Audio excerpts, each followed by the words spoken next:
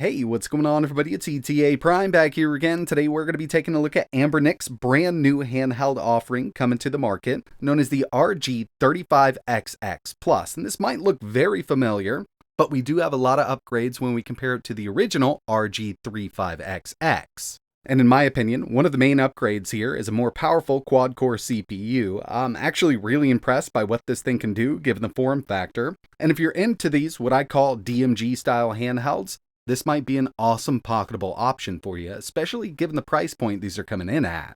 Because right now, these are actually priced at $65, and they do offer a couple different color options. I've been using the white version for the past couple days, but they also offer a transparent black, or you can call it smoke. They also have a gray or retro style coloring.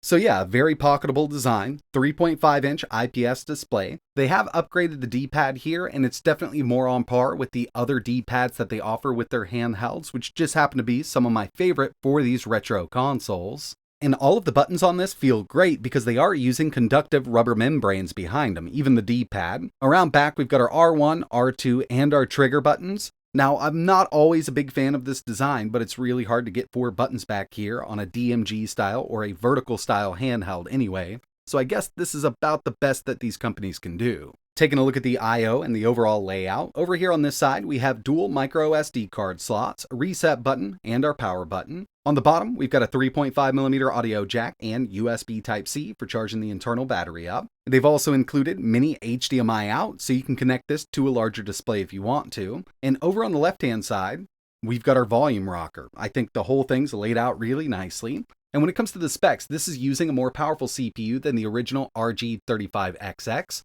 With this, we get the all-winner H700. This is a quad-core ARM SoC. Cortex A53 cores running at 1.5 GHz. For the GPU, we've got that Mali G31 MP2, 1 GB of LPDDR4 RAM, a 3.5-inch IPS display at 640 by 480. They have added 5 GHz Wi-Fi here, plus it does support Bluetooth. Dual micro SD card slots. We can go up to 512 GB cards in both of them, but one of them needs to be installed with an operating system. That's what we're going to run it from. No real internal storage. A 3300 mAh battery, and they're claiming up to 8 hours. I've been getting around 6 hours and 40 minutes out of it, but I do have my brightness at 100% basically all the time. I usually never kind of take it down there. And it's running a Linux operating system. Now, the stock firmware here is very reminiscent of the original RG35XX firmware, but I do think that we're going to see some third-party firmware on this, probably very soon here. It is an all-winner chip, so the documentation is there, and I'm sure the developers can get something really nice up and running on this. Obviously, we've got a very simple interface here. Our game room is going to be standalone emulators. We've also got a RetroArch section, and with this CPU, I do recommend using RetroArch for most of this stuff, but there are some standalone emulators that work pretty well. Now moving into the settings section, we've got battery, we can change the lock screen time, backlight brightness, got an I/O test, change the date and time, language settings. We can start RetroArch directly from here and just mess around with everything if we need to change any of the settings in there. We also have our Bluetooth and Wi-Fi settings. We can start up Moonlight. We could actually stream games from our PC. Now I won't be showing any of that off because we've got a 3.5-inch display here, but if you wanted to do it, it does have Moonlight with the stock firmware. A little bit of customization. We can change that background image. We can change the sound. Overall, very basic, but the way it sits, it actually works well, and it's really easy to use. Heading into the RetroArch section, scrolling down the list, there's a lot of systems here. We've got ports, Naomi, Atomis Wave, Nintendo DS, MSX, WonderSwan, Neo Geo Pocket, PC Engine, original Game Boy, Game Boy Color, Game Gear, Sega Master System, Genesis, Super Nintendo, Famicom, Game Boy Advance, Game & Watch. Lots of MAME that we can mess around with, like HB MAME. We've also got some vertical arcade games. Final Burn Neo, Neo Geo, CPS 1, 2, 3, PlayStation, Dreamcast, Open Bore, and PSP. So we've got a lot of stuff listed here, and with this new H700 CPU, a lot of this stuff runs really well, even Dreamcast, which was really surprising, given the size of this thing and the price. Now when it comes to PSP, there are some easier to emulate games that'll play just fine on this. You could always introduce frame skip for those harder to emulate games, but the other thing you got to keep in mind is we've got a 4:3 aspect ratio display. With the PSP, it was really meant for 16:9. You can set it up to look correct, but you're going to lose a lot of that screen with those PSP games. In my opinion, it's more suited for the older consoles, and it does that absolutely amazingly. Plus, we don't have an analog stick here, we've just got that D-pad to work with, and that's the first thing I wanted to take a look at because it's been greatly improved over the RG35XX. The Plus here has the newer D-pad, conductive rubber underneath it, and personally, I think it feels almost as good as some of their other D-pads. It's not quite there, I guess, the way this is all designed, but it's miles ahead of the D-pad on the original. And for fighting games, we can pull these moves off just fine.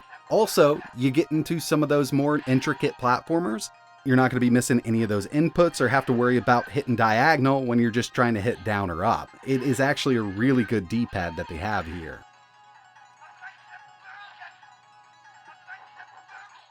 Like I mentioned, from the main menu, we've got a game room section. A lot of these are going to use standalone emulators, so for PSP, it'll be using PPSSPP, but there are a few extra options that are easier to get to here than they are in RetroArch, and I wanted to show you that with Game Boy Color, so I'll get right into a game.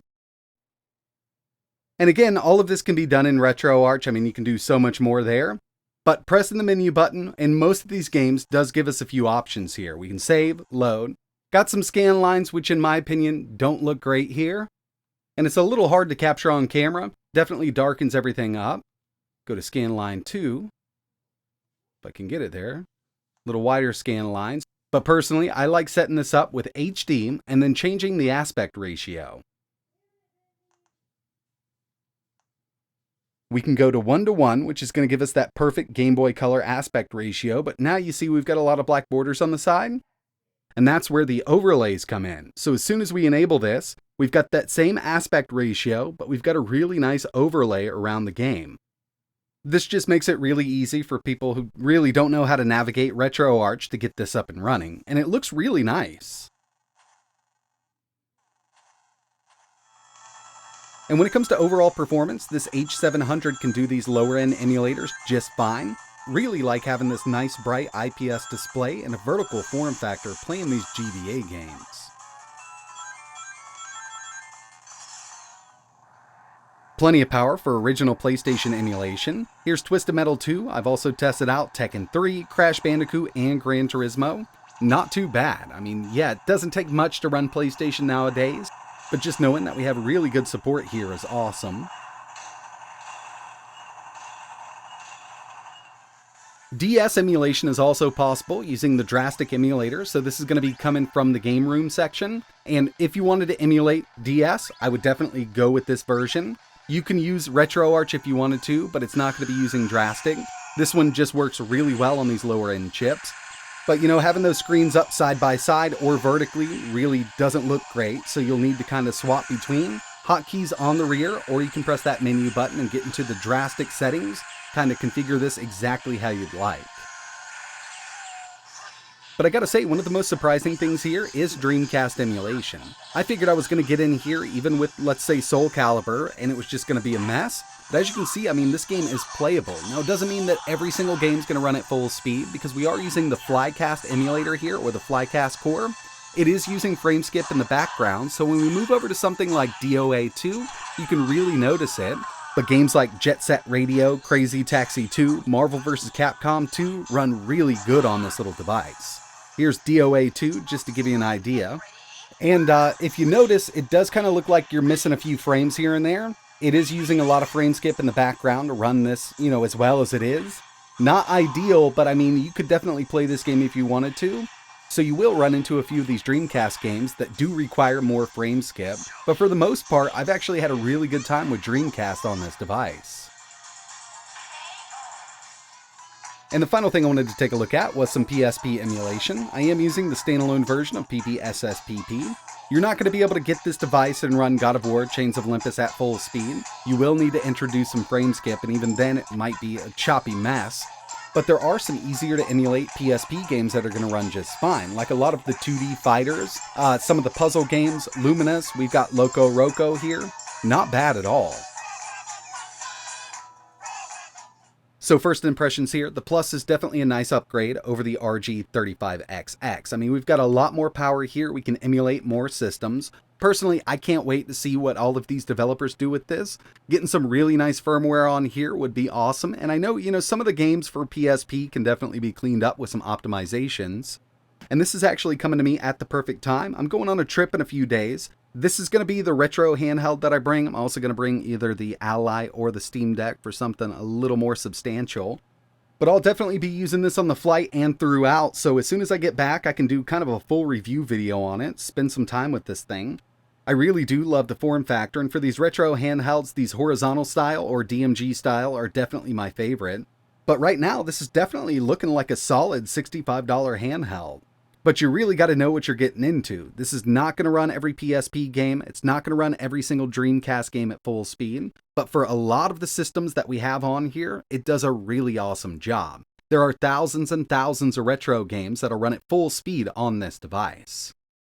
But that's going to wrap it up for my first look video at the RG35xx Plus. I will have another video coming up in about a week, so definitely stay tuned to the channel. But until then, if you're interested in learning a little more, maybe picking one of these up, I will leave some links in the description. If you've got any questions, let me know down below. And like always, thanks for watching.